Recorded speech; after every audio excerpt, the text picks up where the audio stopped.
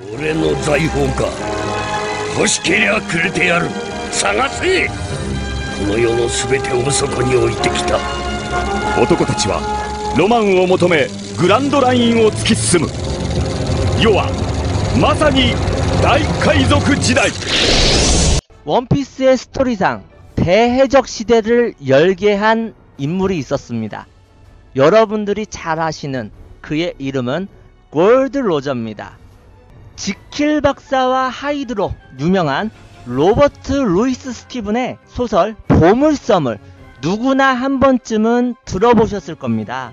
해적에 숨겨진 보물을 찾아 떠돌아다니는 흥미로운 소재거리죠. 이렇게 원피스의 골드로저나 이 보물섬에 나오는 해적들이 실존 모델이 있었다면 믿으시겠습니까? 1701년 한 명의 해적이 영국 해군에게 체포됩니다. 그는 당시 악명이 높은 해적 캡틴 키드라고 세상 사람들에게 불려졌던 윌리엄 키드였습니다. 그는 카리브해에서 다방면으로 활동한 아주 유명한 해적이었습니다. 여러분들, 이 윌리엄 키드는요, 특이한 경력을 가지고 있는데요. 그는 한때 영국의 군인으로 활동을 했었습니다. 아니, 이럴 수가. 해적을 잡는 군인이 오히려 해적이 되었던 것이죠. 1689년에 영국과 프랑스의 전쟁이 발발하자 그는 전쟁에 나가서 적을 전멸시키고 영국군을 승리로 이끈 개선장군이 됩니다. 일약 영국의 영웅이 되었어요. 전쟁을 승리한 전쟁 영웅이 되었던 것이죠. 이 윌리엄 키드는요, 해적들을 소탕하면서 자신의 내면 속에서 무언가가 솟구치는 것을 깨닫게 됩니다. 결국 그는 본능에 사로잡혀 은밀한 거래를 하게 되는데요. 영국 정부로부터요, 해적질을 해도 된다는 사략 함대의 허가를 받게 되는 거예요. 단 영국과 앙숙이었던 프랑스 선박만을 상대한다는 조건으로 해적 허가를 받게 된 겁니다. 해적 소탕을 도맡았던 군인 제독이 해적선의 선장이 되었으니 호랑이 등의 날개를 다른 격이었겠죠. 이 윌리엄 키드는 군인 출신이어서 그랬는지 몰라도 자신이 해군에게 잡혔을 때를 대비하여서 자신의 부하들과 아무도 모르는 곳에 그동안 강탈한 모든 보물들을 숨기게 됩니다. 그리고 같이 동행했던 자신의 부하들을 모조리 살해해버립니다. 원초적으로 생각을 하면 사람의 욕심이 끝이 없어서 그 수많은 보물들을 홀로 독차지하고 싶어서 부하들을 살해했을 수도 있고요. 아니면 그 누구도 믿을 수 없는 해적들의 세계이기 때문에 언제 배신 배반을 당할지 몰라 아예 화근의 싹을 잘라 놓았던 걸 수도 있고요. 하지만요, 그에게 살해당한 부하들의 원한 때문이었을까요? 항해를 얼마 하지도 못하고요, 추격해오던 영국 해군과 교전을 벌였지만 뿌린 대로 거둔다는 말이 있듯이 자신이 보물을 숨기면서 동행한 부하들을 모조리 죽였기에 인원 부족으로 전멸을 당하고 그는 사로잡혀서 영국 런던으로 후송되어집니다. 영국 해군은요, 윌리엄 키드의 해적선 안을 꼼꼼히 수색한 뒤 생각했던 금은보화, 즉 전리품이 하나도 보이지 않자 해적의 상징이라고도 할 수 있는 그의 배를 수장시켜버리고 맙니다. 악명 높은, 그것도 조국의 배신자 윌리엄 키드를 잡았다는 것으로도 축배를 들 만큼 영국 정부는 기쁨에 쌓여 있었습니다. 그 당시에요, 항해 도중에 바다 위에서 선상 반란을 일으키면, 해적이 사로잡히게 되면 징역형은 고려해볼 것도 없이 본보기를 하기 위해 무조건 교수형에 처했습니다. 더군다나 아주 굵직한 거물이었던 윌리엄 키드는 더욱 선전 효과가 좋았겠죠. 이렇게 하염없이 공개 처형만을 기다리던 윌리엄 키드가 영국 하원 의원에게 갑자기 한 통의 편지를 보내게 됩니다. 나는 100만 파운드의 보물을 가지고 있다. 만약 나의 처형을 면하게 해준다면 모든 보물을 영국에게 주겠다. 보물이 묻혀있는 곳까지 나와 함께 가면 될 것이다. 내 말이 거짓이라면 그 자리에서 죽여도 좋다. 그가 해적질을 하며 모았을 막대할 것이라 예측되는 보물 이야기. 정말 귀가 솔깃해지는 제안이었으나 영국 정부는요, 윌리엄 키드의 제안을 받아들이지 않았습니다. 이 윌리엄 키드가 마지막 수단으로 자신의 목숨을 살리기 위해서 보물을 내가 알려주겠다 제안을 했지만 영국 정부는 거부를 하고 만 겁니다. 결국 1701년 5월 23일 그의 처형이 진행되었는데요. 여기서도 이상한 일이 벌어집니다. 첫 번째 시도에 교수형 밧줄이 끊어졌고요. 두 번째 시도 역시 밧줄이 끊어집니다. 결국 세 번째 시도 끝에 처형이 이루어졌습니다. 교수형 자체가 이 목이 졸라서 숨이 막혀서 사망하는 경우보단 떨어지는 충격에 목뼈가 부러져서 죽음에 이르는 경우가 더 많은데요. 영국의 배신자이자 골머리를 썩혔던 해적 윌리엄 키드에게 크나큰 육체적 고통과 생사를 넘나드는 공포감을 주기 위해 일부러 교수형의 밧줄을 느슨하거나 끊어지게 설정을 해놓은 것 같습니다. 왜냐면 마지막까지 곱게 보내지 않으려고요. 형이 집행이 된 후에 윌리엄 키드의 시신은요, 해적에 대한 본보기로 온몸을 체인으로 감긴 채 템스강에 매달려 전시되게 됩니다. 너네도 해적읍질을 하게 되면은 똑같은 꼴을 당한다. 그런 식으로 전시 효과를 일으킨 거죠. 이렇게 한참 동안이나 시신에 손대지 못하도록 막아서 윌리엄 키드는요, 장례식조차 제대로 치르지 못한 채 육체가 완전히 부패할 때까지 그 자리에 묶여서 매달려 있게 됩니다. 온몸이 다 썩어 문드러져서 뼈만 남게 된 거예요. 이게 그때 당시의 모습을 그림으로 그린 거고요. 이것이 얼마나 유명한 사건이었냐면 현재까지도 보시다시피 그의 마지막 모습을 전시해 놓은 모형도 있다고 합니다. 이게 정말 그때 당시에 영국에서는 끔찍한 사건이었던 것입니다. 하지만 여러분들, 이 윌리엄 키드가 억울한 죽음을 당했다는 이야기도 나오고 있습니다. 어떻게 보면은 음모설일 수도 있는데요. 1698년 어느 날 윌리엄 키드는 역시나 본분에 입각하여서 프랑스 깃발을 단 한 선박을 납포하였습니다. 하지만 이로 인해 크나큰 화를 입게 됩니다. 그가 공격한 상선은요, 분명히 프랑스 국기를 달고 있었는데 그 배 안에는 영국 동인도 회사 고위 인사의 금은보화가 실려 있었던 것이었습니다. 아니, 프랑스 국적의 배에 도대체 왜 영국 고위 인사의 재물이 실려 있었을까요?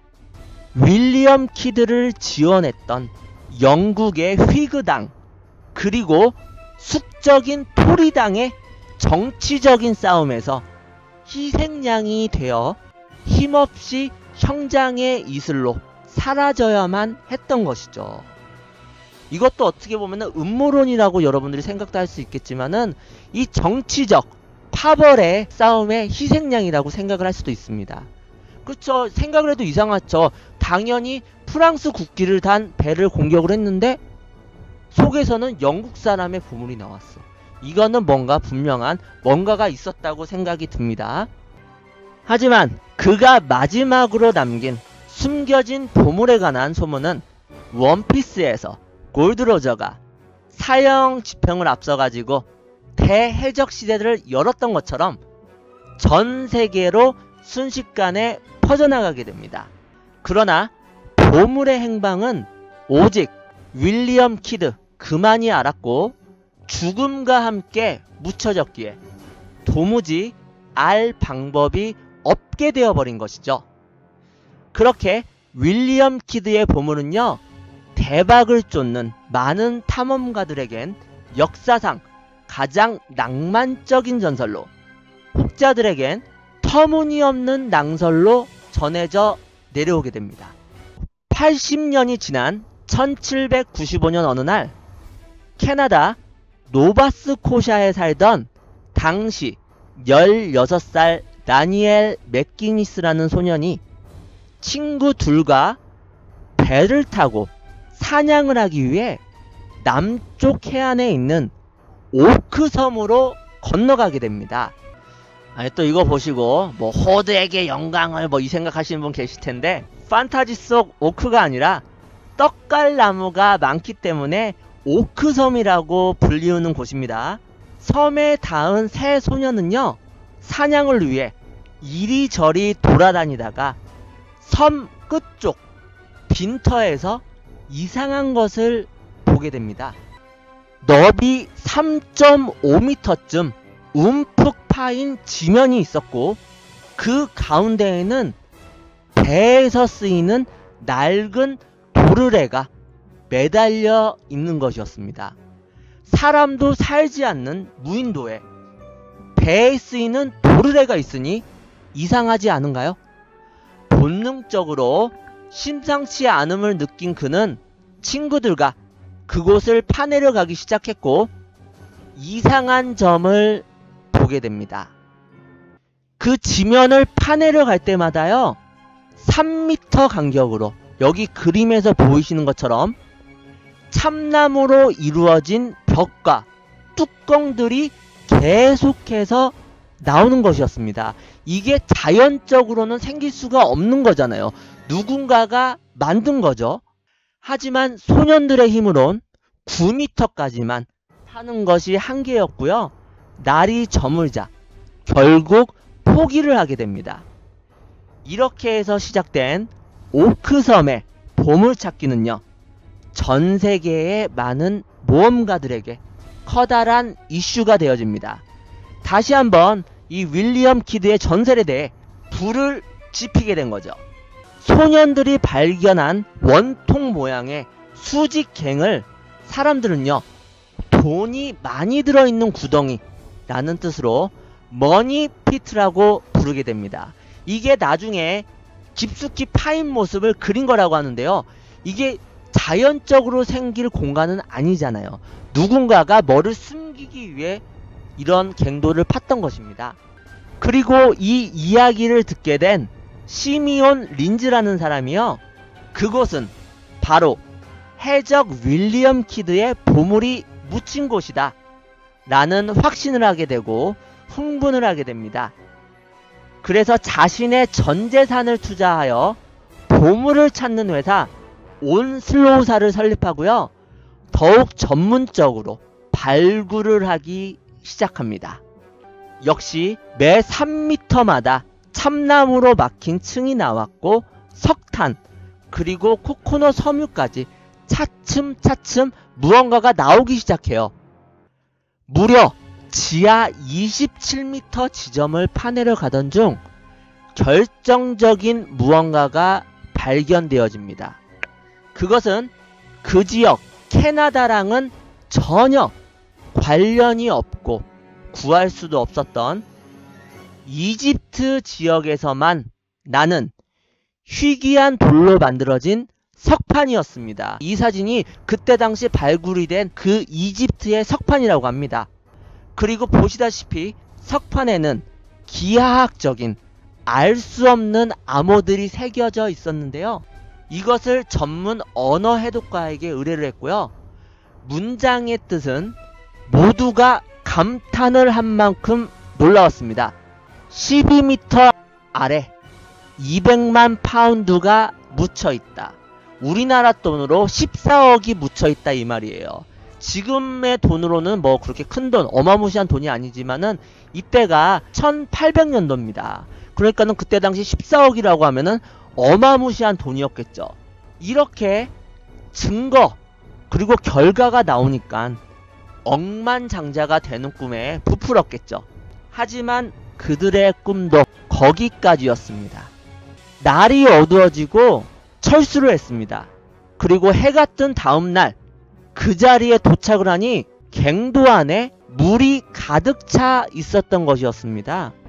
27m까지 팠던 갱도가 하룻밤 사이에 물이 가득 차 있으니까 정말 귀신이 곡할 노릇이었겠죠. 아무리 퍼내도 물이 안 빠지자 대형 펌프까지 가동시켜 보았지만은 오히려 펌프가 파열되고 말았습니다. 결국 그들은 갱도 속에 물이 너무 많아서 발굴을 포기해야만 했습니다. 참 안타깝죠. 갑자기 이 굴 안에 물이 계속 차오르는 거예요. 뭔가 이상한데 원인을 밝혀낼 수가 없어서 포기를 하게 됩니다. 그들은 1849년 다시 갱도를 파는 것을 시작하였습니다. 그 당시 최신 문물이었던 석탄을 캐는 데 쓰이던 나사 송곳을 가져가 갱도를 뚫기 시작했어요. 그리고 이상한 금속 조각들을 발견하면서 더욱더 확신에 차게 됩니다. 한편 섬에서 일하던 인부들 중 하나가요, 멀리 떨어져 있는 해변 근처에서 알 수 없는 구멍, 터널들을 발견하게 됩니다. 수색을 하자 그곳에서 직경 20m 크기의 배수관들을 찾게 됩니다. 발견된 배수관들은요, 모두 갱도로 이어져 있었다고 합니다. 누군가가 밀물과 썰물, 간만의 차를 이용하여 보물을 발굴하는 자들을 빠져 죽게 만드는 바로 함정이었던 것이죠. 이것이 바로 그들이 팠던 갱도 안에 물이 가득 차게 했던 원인이었던 것입니다. 이 함정의 구조는 너무나 복잡하고 놀라웠으며 해체를 하기 위해 수많은 시도를 하였다고 합니다. 하지만 자신의 보물이 세상에 빛을 보기 원하지 않는 윌리엄 키드의 저주일까요? 갑자기 거센 폭풍이 밀려와 임시로 세워둔 댐이 무너지며 사상자도 속출을 하고 자금까지도 바닥이 나버려 또다시 보물을 발굴하지 못한 채 돌아갈 수밖에 없게 됩니다. 이렇게 수많은 실패들로 인해 윌리엄 키드의 보물에 대한 흥미가 잊혀질 때쯤 1929년 윌리엄 키드의 보물에 관한 엄청난 증거가 발견되어집니다. 영국의 한 변호사가 골동품상에게 17세기 무렵에 참나무 책상을 구입하게 되는데요. 그 책상에는 WK 윌리엄 키드의 이니셜과 1699라고 적힌 문구를 발견하게 됩니다. 행여나에서 꼼꼼히 수색한 결과 책상의 안쪽에서요, 숨겨진 작은 비밀 공간이 발견되었고 그 안에서 쇠로 된 작은 상자를 찾게 됩니다. 떨리는 마음으로 상자를 열어보니 낡고 작은 양피지 지도 한 장이 들어있었습니다. 그것은 놀랍게도 윌리엄 키드의 보물지도였습니다.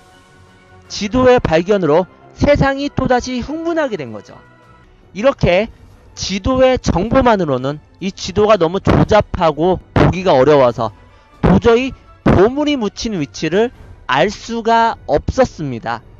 기대보다 조잡하게 그려진 이 지도로 알 수 있었던 건 보물이 땅 속에 묻혀 있으며 그 지역이 작은 섬이다. 그것뿐이었습니다. 이 지도의 발견으로 인해 보물의 존재가 증명되는 듯했고 일확천금을 노리는 트레저 헌터들은 계속해서 그 흔적을 쫓게 됩니다. 그러나 유력한 후보 지역은 오직 물이 차오르는 함정이 있었던 오크섬의 갱도뿐이었습니다. 윌리엄 키드의 보물을 찾는데 22년이란 긴 시간과 8천만원이라는 큰 돈을 들인 사람이 있습니다.